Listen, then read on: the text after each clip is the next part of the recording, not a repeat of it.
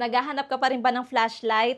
Eto na oh, si S86 flashlight. Tingnan nyo naman kung gaano kalakas yung ilaw niya oh.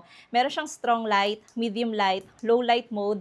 Meron siyang dalawang klase ng strobing light. Eto yung isa, yung medyo mabagal. Tapos, zoomable pa ito or telescopic zoom. Ayan. Pwede mo siyang ma-zoom in and ma-zoom out. Long range na rin ito mga mima kapag nasa labas kayo. Ang layo ng nararating ng kanyang ilaw. Bukod sa main light, dito sa unahan, meron din siyang tail light. Ayan. May white light, red light, blue light. Red and blue flashing na magagamit ko sa mga emergency situation. Water resistant na rin itong si S86 flashlight. Yung battery life niya is naglalas ng 4 hours pero depende sa kung paano nyo siya gamitin.